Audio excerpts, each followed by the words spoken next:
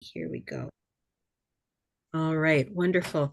I think that this will be our starting group. We may have other people join us in progress, which is fine, but just to recap for our recording, my name is Sandra Newton. I'm a psychologist with the Sickle Cell Awareness Group of Ontario, accompanied today by Dr. Edward Ivy and Chloe Zhang, who is part of our communications team, Dr. Ivy being our education coordinator. And this is a presentation. Today's topic is sickle cell basics. Hi there, welcome. Where we're hoping just to provide people with some information about sickle cell. We're hoping, as part of this collaborative community health centers and community services collaborative, to give people just some basics that they can use in their outreach work to inform the way that they engage with folks in the community that may have sickle cell or a family member and requires support. And it will be one of a few installments, I believe. So really grateful for everyone's time. Wonder how you would feel about putting into the chat where you are joining from, what your affiliated community health center or community services organization is, just to know who we're with today. I do see in Mr. Grumman's background Rexdale. Very nice, very nice. Hamilton, And yeah, sorry. okay, wonderful. And I know we have somebody coming in from Roots in Brampton, so that's wonderful. Welcome, Jamal. We were just doing a few introductions. I introduced myself, also Dr. Ivy. You will know Chloe as well from Communications at SCAGO, and we're just asking folks to identify where they're located. Hoping as well, just in the chat is fine. We are also hoping, just as the presentation goes forward, that if you have questions, we'll use our chat. Hoping to have some time preserved at the end as well for any additional questions that may come. We are hoping to wrap things within the hour, just have a few abutting meetings, but that does not mean you're going to miss out on any essentials. So I hope you'll find this helpful, that there will be some new information brought to bear on the work that you're doing, whatever your role might be. We will ask folks to take a few moments at the end to do a bit of a quick survey for us. Just want to make sure that we are getting people the information they need through programs like this. So with that, let me share my screen with you. And thank you everybody who is sharing their whereabouts. I'm out in Durham region, but not at a community health center site today. Okay, wonderful. We may have others join us and we'll just keep it going. So let's go ahead. Thank you too for agreeing to recording. This is for folks who aren't able to join us live. All right, just going to share that screen with everyone. All right. I may just need to start my show. Yes, I do. All right. Hope everyone can see that. Hope you don't mind giving me a thumbs up, and then I will know that you can. Wonderful, wonderful. All right. Well, let's get started. So today's presentation is about sickle cell basics, and my goodness, even presenting this earlier today, it occurred to me that any of the topics could make up their own full presentation. But we wanted you to have something bite-sized at a starting point, and perhaps you already know a bit about sickle cell disease, or maybe you're brand new to it, but we hope there will be something in there for every kind of learner or guest today. Yeah, there will be opportunities, we hope, in future sessions to expand on particular areas. But for today's goals, hoping to give you a bit of a sense of what sickle cell is, things like prevalence, how it's diagnosed, how it's treated. Those may be questions you are asked or may want to know more about. Because we are all in a bit of a service role, whether it's education or community outreach, etc., we want to be able to know more about what it's like to live with sickle cell and what some of the needs are in terms of work and school and community support. So hoping to provide some more information about that as well. Advocacy is something that is one of SCAGO's aims, missions, and so we will be speaking a bit about how we advocate and how perhaps you can in your role as well. And then just ways to go from there, ways that you can take the work forward in your corner of the world. The GTA is a large area. There are a lot of different needs, lots of diversity, and therefore lots of opportunity to think about these things together. All right, and welcome anyone that's just joined us. So just as a beginning point, what is sickle cell? And I've shortened it to SCD, but we're making efforts to use the term in full so that people know what we mean each time we say sickle cell disease and shun the abbreviations, but there's one anyway. Most important starting point, I think, is just to know that it's a blood disorder. It's something that has to do with one's blood makeup and that it's inherited. There is some mythology out there still, even after all of these years, about perhaps it being contagious or something like that. No, it's actually something genetically transmitted rather, so through your parents. Genes are inherited that either cause one to have a gene, a carrying gene, or a trait for sickle cell, or the full condition. And we will speak a bit about the different types of hemoglobin out there in just a moment. The reason that all of this is important is that hemoglobin function, which is something affected by sickle cell disease, affects the way that oxygen is transported to our organs and tissues. They stay alive through that oxygen transmission, and they stay healthy through that mechanism. So when you have a change in the hemoglobin that comes through a condition like this, you're going to change the way that those tissues and organs also function. I should mention we call it sickle cell disease, almost like an umbrella term, because there are different types, and they depend on how many sickle cell genes you inherit from parents, and also the type of hemoglobin gene that is coded for. So I've just put in some short forms here: hemoglobin SS, hemoglobin SC, hemoglobin, it should be S beta thal. These are types of combinations where there is at least one sickle cell gene, the S, and a second one, which is either another sickle cell gene inherited from parent or another type of hemoglobin. This is C. This is the beta thalassemia one, and they have characteristic sorts of presentations in folks, right? Different levels of severity of disease based on the type of sickle cell disease that you have, but it's important to know what type of hemoglobin a person has in order to understand how sickle cell may be operating in that person. Sickle cell is interesting because although once upon a time characterized as a quote black disorder, black disease, or disease of black persons, it's actually found worldwide. You will find it in quite a concentrated amount in African groups, in the Middle East, in Asian populations, and in those of Mediterranean descent as well. And a lot of that has to do with not just migration patterns, but also some other protective things that are associated with having at least the trait. And that's been a reason that sickle cell has persisted, despite it being quite a serious and challenging condition. For the work that we do, it's important to know that sickle cell disease is something that you are born with and something that you have for life, short of a treatment that would modify its effects or what have you. And we'll talk a little bit about that. That's definitely a topic that could bear with a longer discussion. But it's important to know that, if you meet a child, they are dealing with sickle cell as it presents in younger people. And if you meet an adult, they have had that cumulative impact over years of their life of sickle cell's processes. And that's, of course, going to have some impact on things like life expectancy, quality of life, the way folks do school and work and navigate that. In children, we see growth differences. There's a lot that goes with that. And so it's an interesting condition to think about and to support, because there are so many opportunities at different points in the lifespan to do different things that are meaningful to that person. Of course, with a condition like this, education and awareness is super important, not just for folks with sickle cell disease so that they understand how to care for themselves, but for folks that they connect with. I mentioned school, I mentioned work. There will be other places that one engages with others, and it's helpful for folks to know that sickle cell is part of the picture. I mentioned here as well that education is probably one of our best tools for reducing some of the stigma that can come with having a disease or a health condition.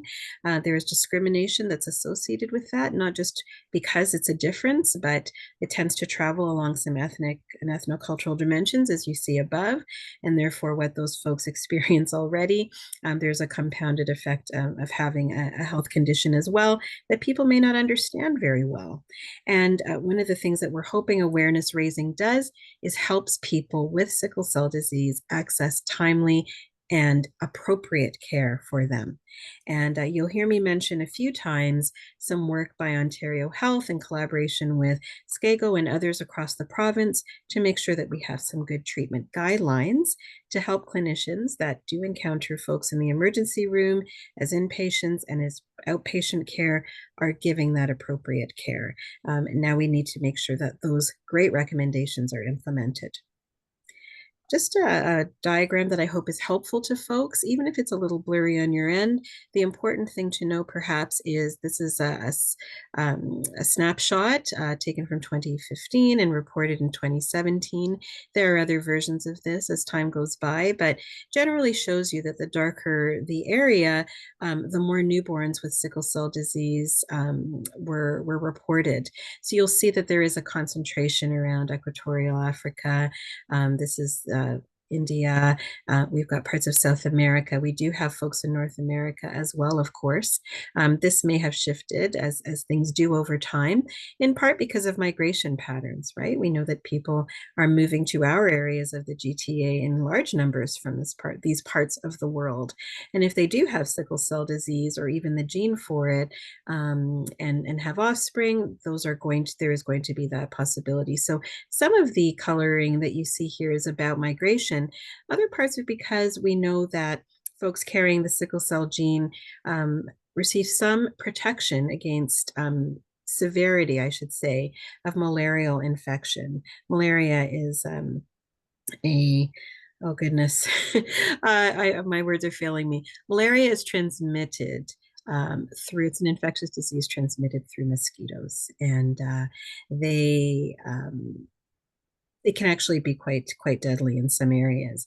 However, because of the nature of the red blood cell that is produced in sickle cell disease and its sort of lifespan, it's difficult for malaria on its own to produce some of those ill effects. It doesn't mean that there is an illness, but it confers some protection, certainly in terms of keeping you alive, even if it does not ward off the disease itself. And that's the belief, therefore, that this gene has hung around because it confers some advantages. Of course, when you have two of those sickle cell genes or some other combination of sickle cell and other hemoglobin, the complications can be great. So definitely something to consider, but just wanted you to see some of those patterns and to note the kind of migratory things that we know working in our own communities are happening. So chances are good that in the GTA, you're going to run into someone with sickle cell disease. Some even come to major cities because they know that the care may be more advanced there. So there can be that impact as well. I shared this next diagram not to scare you, but to provide a bit of information about what's going on in terms of transmission of sickle cell disease, which I shared earlier is a genetic or inherited condition. What's interesting is that there is a bit of a change. Some call it a point mutation or change in the amino acid chain that makes hemoglobin. Remember that I mentioned hemoglobin is that oxygen carrying component of our blood. And you'll see here, this is somebody with a quote normal or typical code. That's what amino acid and the base pairs are, making proline and glutamate. This chain is the typical chain. It produces this sort of molecule, at least in theory, and this is what produces that round red blood cell that moves easily, is flexible, navigates blood vessels without much difficulty. In those with sickle cell disease, we've come to understand, and this is such a well-studied condition, that there is a point mutation or a change. Instead of this particular amino acid, you're going to see this substitution. It's just something that happens. It produces a very different molecule. As you might imagine, the recipe is different. And the red blood cell by design is also different. This is where the idea of a sickle cell came from, that kind of boomerang shape. Not all sickle cells look like this, but they are misshapen, they are sticky, they do have a difficult time navigating the blood vessels to get blood and oxygen to the tissues, which we mentioned off the top is essential for keeping them alive. So there are complications of that. Want to mention as well, just so that hoping that this is a helpful visual, folks may have one gene for sickle cell inherited from a parent and a normal hemoglobin gene, if we can use those sorts of terms. In this schematic, it calls one a working gene and one a non-working gene.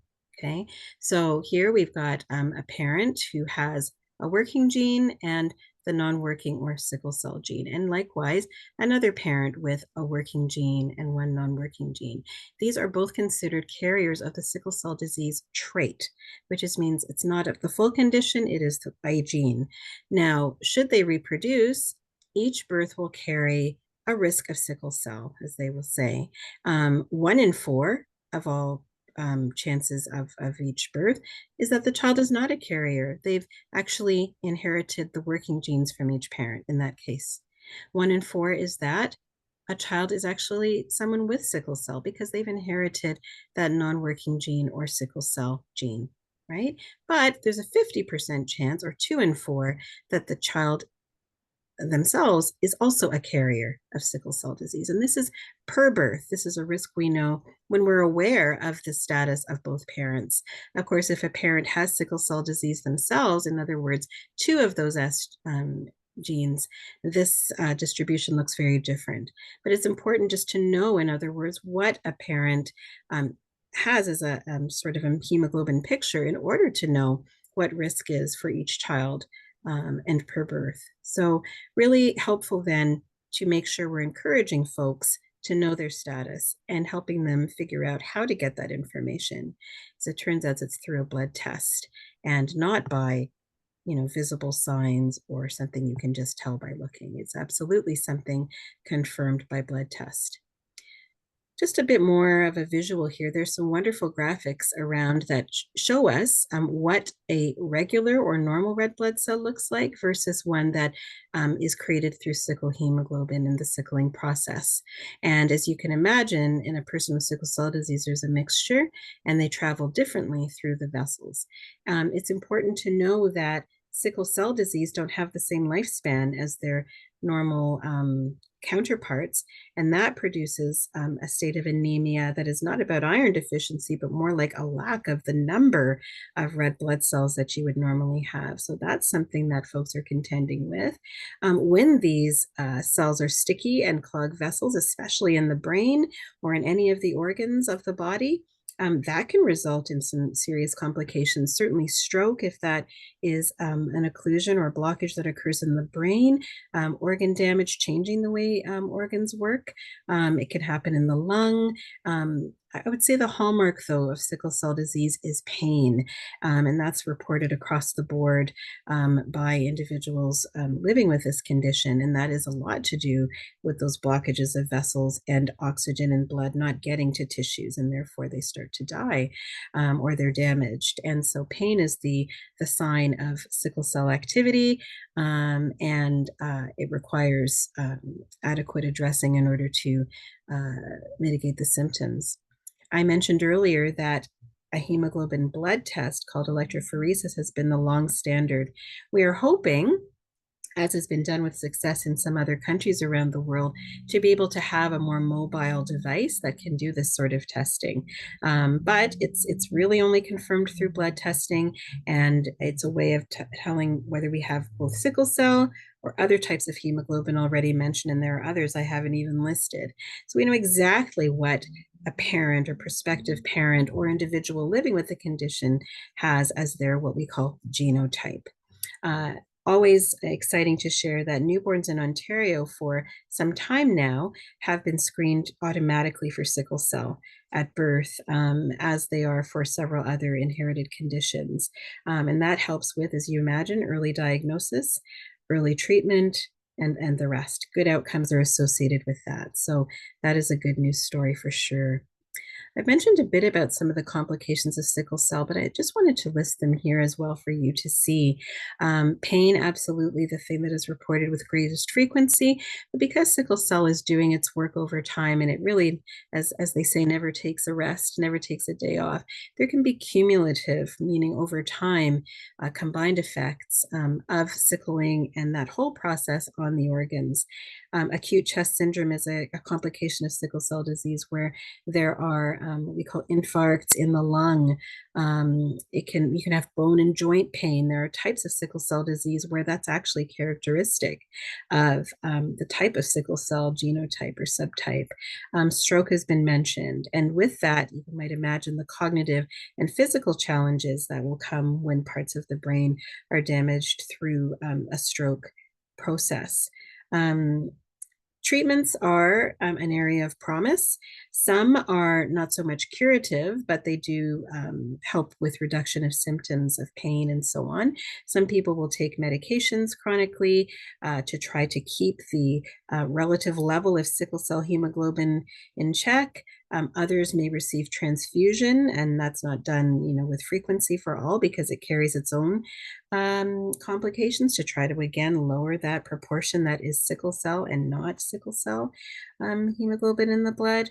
And then for others, and these are folks that need to meet a number of very stringent criteria. There's a significant cost associated as well, but bone marrow transplantation and certain types of gene and molecular therapies that are being determined and refined are out there. There have been some good outcomes there, but again, a very small proportion of folks will even have access to those. So much more about then living with this very chronic condition, which also has its acute aspects. And then for a minority, there may be these other treatment avenues, but they produce often their own set of challenges just to maintain, and certainly in the case of transplantation, that graft. So I hope that that's a helpful overview. Again, knowing that it would be fantastic to spend even more time on those. And we do have a number of really great, what we call learning for life workshops and seminars that have happened in the past on the Sickle website if you're interested in a deeper dive. I have, with permission of Ontario Health, which I mentioned off the top, borrowed some slides that I think are really helpful for illustrating just what the Canadian and provincial situation is when it comes to sickle cell disease. As of 2022, about 3,500 people were identified as having sickle cell disease in Ontario, and 6,500 people, according to the statistic across Canada. So quite a concentration of people in Ontario alone. And those numbers might not seem high, but in cities like ours, right, where many folks are clustered into neighborhoods, and again, trying to access the specialized care that seems to be most available in big cities, there tends to be that collection of folks. So 3,500 in Ontario, according to that stat.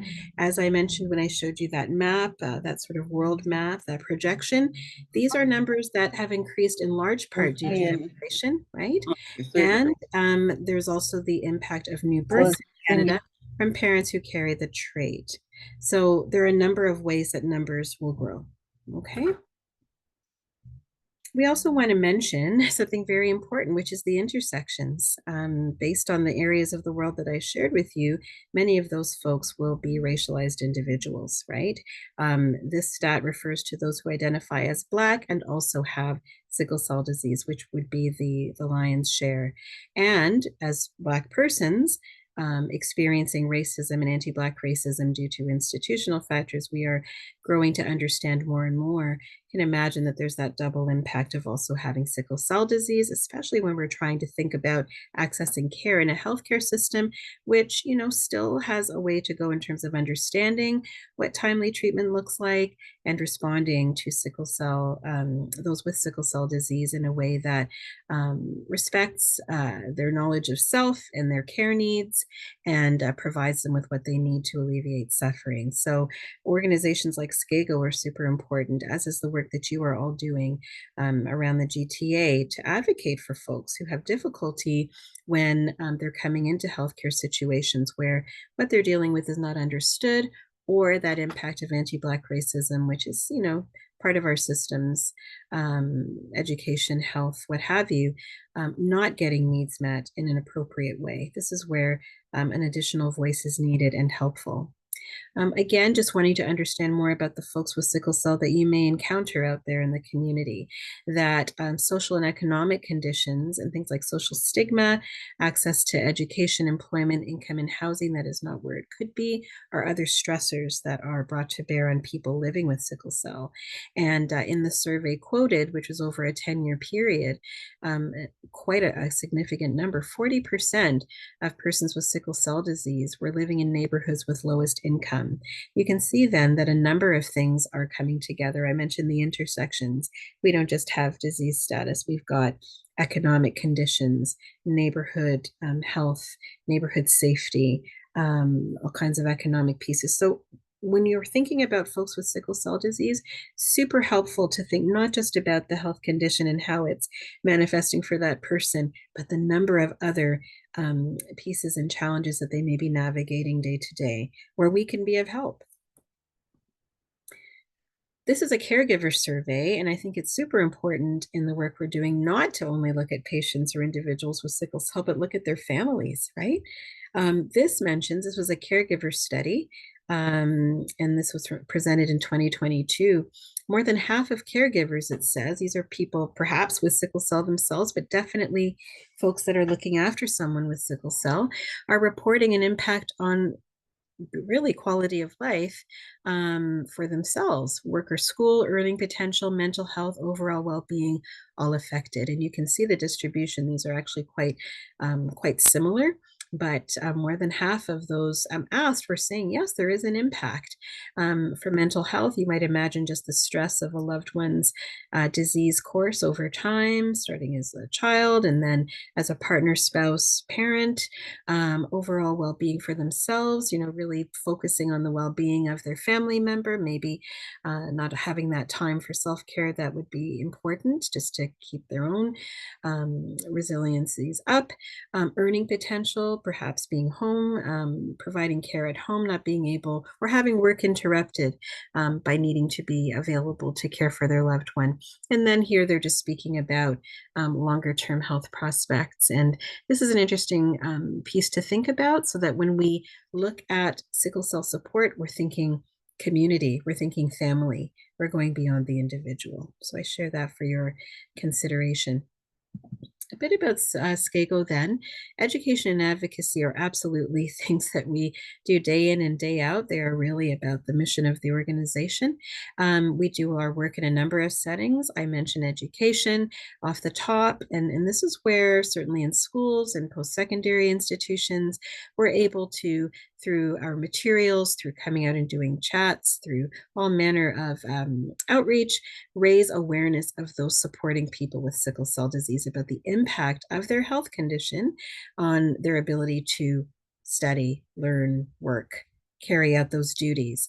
And we are able to specify some accommodations that have been found to be helpful. Accommodations are provisions provided in your workplace or at school to allow you to engage in your work with additional supports, right? They take into account that there's an impact of the condition you have and that you may need additional supports in that environment or outside of it in order to have success. So in school, there is a slide to come that will share a bit more about what that might look like. I mentioned here seasonal, just because we're getting into the winter period, and those with sickle cell disease and the pain syndromes associated with it do tend to be more challenged during extremes of weather, cold, heat. And that would be a consideration for someone who had, say, a job that would require outdoor time, or a child who's required to do some physical activity and to do it outside. These are things that might not be intuited by those that they're working for or that are teaching them, but that they need to know. So we're able to share that sort of thing. In the workplace, we're able to speak to the environmental and task-specific ways that we can support an individual so that they can do their work. Folks want to work, they have skills and talents like the rest, but the unpredictable nature of their condition might mean work interruption against their own desires. And so we need to be able to plan where we have that opportunity, what that can look like so that that person can stay successfully engaged, successfully employed. We just mentioned those stats about, risks for in certain neighborhoods, certainly of low income, and people are underemployed potentially because of the nature of their health condition. In healthcare settings, as mentioned earlier, we're able to really support, advocate for use of well put together quality standards for sickle cell care. There is an implementation phase going on now with the health quality standards. And sometimes people call on us at the point of care because they're having some challenges receiving the support they need or being understood or running into some of those discriminatory pieces that were alluded to at the beginning. Another avenue where SCAGO does its work is through government and appealing to them. There's a bill around sickle cell and making sure that through initiatives like this wonderful collaborative with your community health centers or community services organization, that we're doing our best to get the information out there and help community agencies work on strategies to better engage and serve those with sickle cell. So that's a real positive of the work.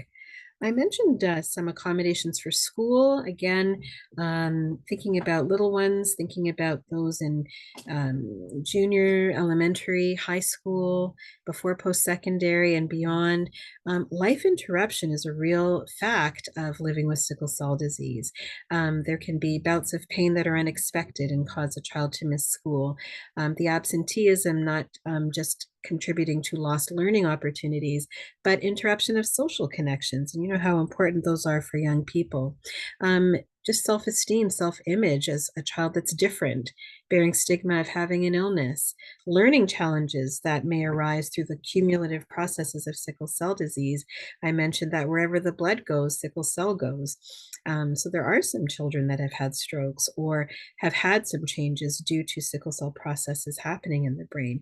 So we're able to help explain those things in the places where they learn and to help the school develop accommodations. Again, those are the helps to enable a child to display potential and work to their potential and with the kind of support they need for success. Having an accommodation is so helpful because it reduces stress. It speaks for the child, right? Or speaks for the young person through documentation. It helps educate those that are supporting the child to make sure they have the rest, hydration, breaks that they need. And it's a way of constantly looking at whether the plan is working. And you may hear your clients speak about individual education plans or IEPs or other types of health support plans that are in place for their child. And this is what those things are for. And we have an opportunity to share information to improve those plans. I mentioned just a few more things here. You'll see the IEP mentioned. I mentioned assessments. Those are important. Special education supports can be indicated for some youth with sickle cell. And I think that those are things that we do well to look at early and often, knowing that there is risk there for complications that will affect learning and well-being in general. In the workplace, we may recommend things that are similar or very different because, of course, school and work are different. One challenge, of course, is that individuals with sickle cell may struggle with whether or not to even disclose their condition. They're probably concerned, with good reason, about discrimination or not being hired or job loss or not being considered for opportunities at work despite potential skills and more, because this, again, being an unpredictable condition may mean periods of time off, challenges moving to a more remote sort of work opportunity if in person is challenging or when it's challenging. So for those who have been able to decide that they are going to share this, we can provide a lot of well studied and recommended accommodations rather for their workplace, making sure the temperature is appropriate. I just mentioned those extremes of temperature being unhelpful. And ways to promote pain and complications sometimes in sickle cell disease. Being able to use medications at work, right? Being able to have planned breaks during the day, having additional time, not just to execute a task, but even time out for health appointments, which are super important for healthcare maintenance, making sure that the ergonomic equipment, seating, location, desks, standing, sitting, all of those things are considered. So when disclosure happens and there is that good partnership with the workplace, there are many opportunities to really adapt the work setting to the needs of a person with sickle cell disease, whether that needs to be remotely or in person. Many people, I just want to mention the physical demands of work are often where challenges will come, just because that can provoke in itself a flare up of sickle cell symptoms. So, those being the readily available jobs potentially may not be a good fit for everyone living with the condition. Just going to take a quick pause and see whether there are any things in the chat for me to mention. No, just some hellos from our guests, I think, which is great. Thank you all for your attention. I'm actually just going to share a few more things with you, and then I'm hoping we'll have some time to chat more about your specific questions, things that are not covered. I think that when you hear about the challenges of day-to-day life for many with sickle cell disease, it can be daunting. It can feel like, well, what can we possibly do? You've got this health condition. You've mentioned it's unpredictable. You've mentioned how severe it can be, that it can be life-threatening for some. And at the same time, here we are, in our communities, living alongside, working alongside folks that are living with sickle cell. Where are our opportunities, and specifically your own as people working in the community? I think you're already doing what we would want to see done off the top, which is learning more about it. With awareness, there's an ability when it comes up, or to ask about it if appropriate in your work, to make sure that we know whether that's a feature of what our clients are living with and working with, and therefore to be able to think about the needs. That leads to questions like, do you have a doctor that sees you? What about a specialist physician called a hematologist? Do you know where the most local services are? Do you need some advocacy in your school or work setting? Do you have community to just promote some of that resilience and look after the mental health and well-being? This can be an isolating condition for reasons I've shared. We want to encourage people to know their sickle cell status. As I mentioned, it's not just those that are considering having children and planning families that need to know. It's part of your healthcare. It's part of your maintenance of good health to know about your sickle cell status and what your hemoglobin type might be. Not all of the hemoglobin types that I've shared express themselves the way that sickle hemoglobin does. So you might not know that you have a trait or carry a different type of hemoglobin without that testing. It's part of good health, and I'm hoping something we can bring to communities more in time. Certainly encouraging rather those that you encounter, especially in some of our high need communities and our diverse communities, and Toronto certainly has a lot of diversity, to think about this. We can encourage screening, encourage people to go and find out so that they have that information. We mentioned to the people we meet that there are ways that they can help once they know more about sickle cell. There's lots of outreach opportunity. We want more people to know. We want to be at health fairs and things in our community so that people have access to information. There's always a need for blood and plasma donation in Black and racialized communities, period. But you might imagine in the sickle cell case that would be very helpful to know that we are increasing and encouraging those donations. Fundraising, always important.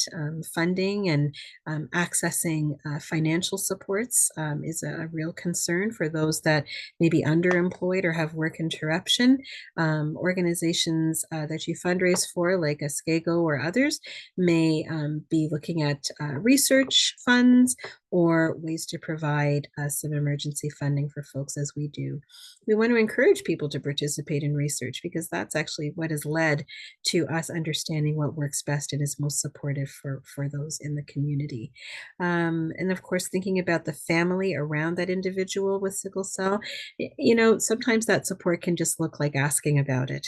That can just look like spending some time with people and inquiring about how they're doing. Even without all of the other things listed above, it's just that connection and that space to discuss how it's going.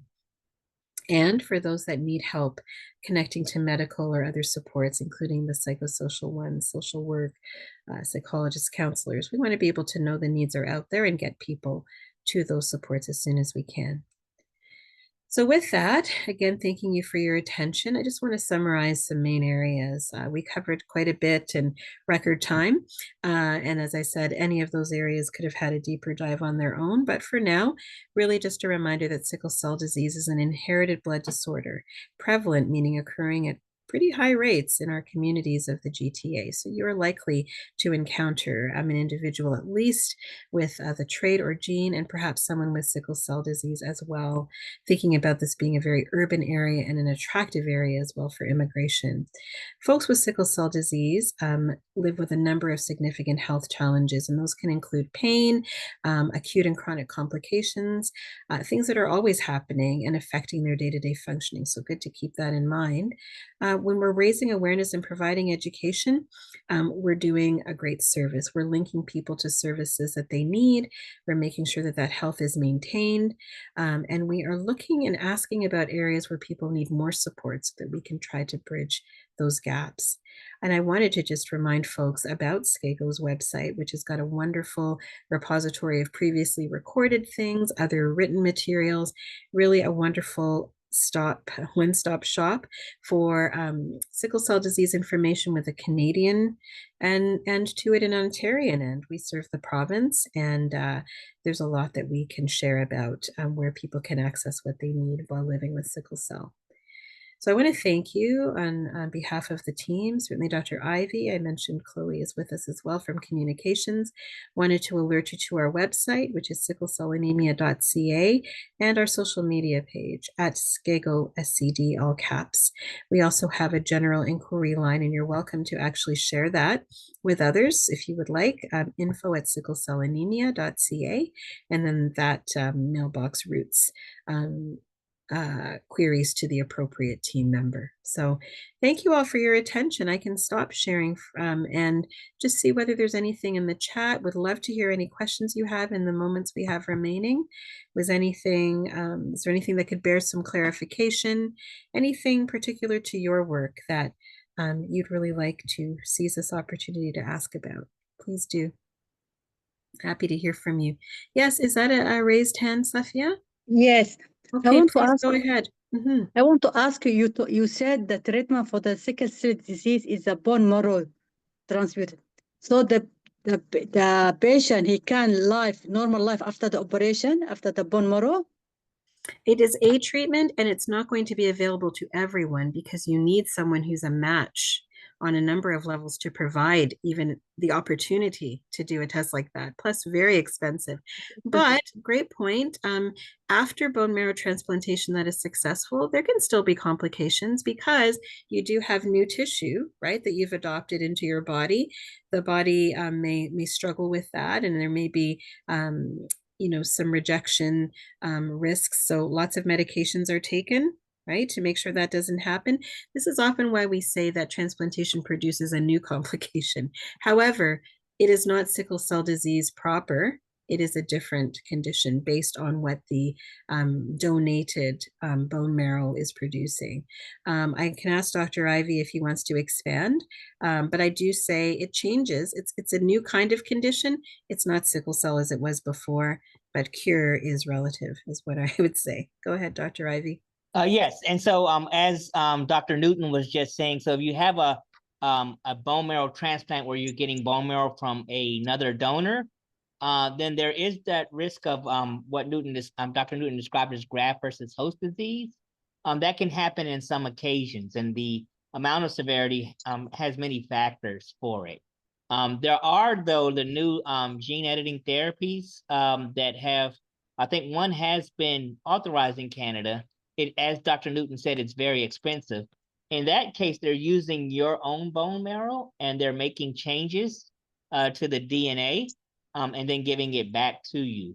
Those therapies are relatively new. We don't have enough information right now on whether we would consider it cure. Potentially, particularly because individuals with sickle cell disease, they could have had damage done to their body before the bone marrow transplant or before the transplant, the gene therapy transplant takes place. And that damage that was done before the procedures is unreversible. So if a person had a stroke let's say, as an example, before they had gene editing therapy, they still have that sequelae from the stroke. And so there's also questions about pain, whether individuals continue to have pain. But as Dr. Newton said, depending on the type of transplant you're doing, there can be some complications, but they're still being researched and studied. Mhm. Thank you. Thank you for that. I hope that that was helpful. Really appreciate that summary also. Are there other questions? We just have a few moments remaining, and I'm actually hoping to ask folks to do a quick exit poll for us before we wrap up today. But if there are other questions, we still have a moment or two. Yeah, I have a question, please. Sure, Temple, go ahead, please. I didn't get this link. I think I was supposed to be in this. Lyle just notified me of this link. I'm not added in this link, and I'm told is I don't know. Was I supposed to be here? I don't know. So Temple, if you joined us midstream, this is our Community Health Center and Community Services webinar or session just on sickle cell basics. And we have many people attending. Some are from community health centers and community services across the GTA, and others will be in other lines of work simply wanting some information about sickle cell. So we're happy you're here. You're welcome. We're actually about to wrap up in a few moments. So that would be all that I could say about that. Thank you. Dan mentions that members of the team all received links. Wonderful. I am just looking for my very quick post survey thing to launch, but barring that, any questions? We've had when I saw some chats. I want to ask one. Go ahead. I want to ask you, the anemia and the sickle cell disease is the same system, the same symptom? They have the same symptom? I think it depends. I might throw that to Dr. Ivy as well. Maybe that's our last question today. I think anemia has different understandings and the source of it matters. So go for it, Dr. Ivy, as I get our poll up and going. Thank you. Yes. So anemia is a reference to the decrease in the amount of hemoglobin that an individual has flowing in their blood system. Usually the symptoms of anemia include the same symptoms in sickle cell disease, such as fatigue, tiredness, and situations like that. So individuals with sickle cell disease, because they do have a lower amount of hemoglobin, they do experience that fatigue. Now, the reason that anemia is occurring can be different. So you might have heard of iron deficiency anemia. So that's where you don't have enough iron in your body to create the hemoglobin that you need. And there are other types of anemia as well. But all of them result in a decrease in the amount of hemoglobin. Now, with sickle cell disease, though, you get that fatigue and tiredness from the anemia, but there are other consequences because what sickle cell does is the red blood cells also can block or occlude blood flow. And that blockage of blood flow, you don't see that in the other anemias, but you see it in sickle cell disease. That blockage of blood flow can lead to organ damage. And so that's where you can get other problems. So and a blockage of blood flow in the brain that can lead to stroke, blockage of blood flow in the lungs that can lead to acute chest syndrome. And you get those other complications that Dr. Newton was presenting about in sickle cell disease that you won't see in the typical anemia. But in sickle cell disease, as well as the other anemia, you still see that fatigue from having a decreased amount of circulating hemoglobin. Thank you.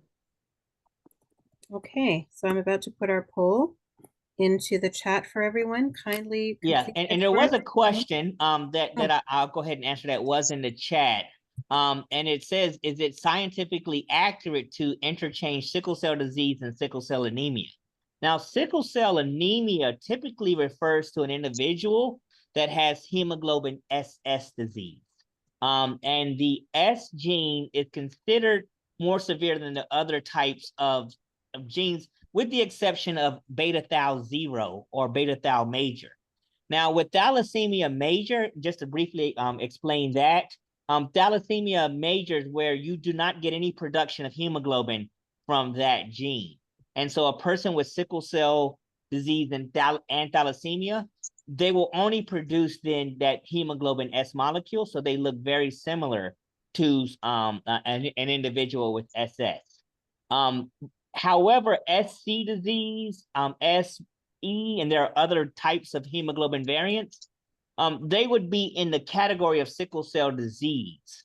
So, you know, we typically describe sickle cell anemia as being SS and sickle cell disease as being in the umbrella term of having S plus some other gene variant.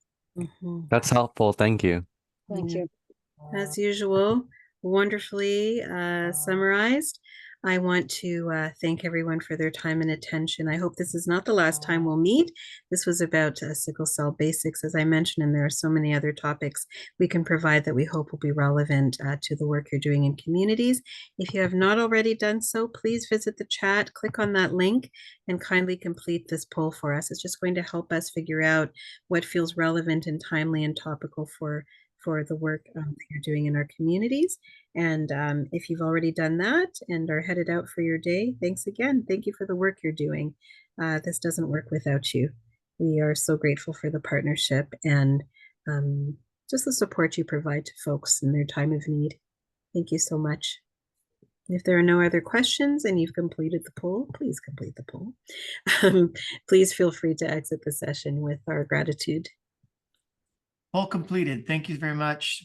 Thank you. So Thank great to you. have you here. Thank you very Yeah. much. Bye-bye. Bye-bye now. All right, I'll give folks a moment more and then I will conclude our session. Yeah, because it's 55. Okay. Thanks, folks. Have you had the chance? Thank you. Okay, I'll exit from here. Thank you all. Thank you. All right. Okay. Thank you so much. Bye-bye. Thank you. Okay, bye-bye. Bye. Okay, bye-bye now.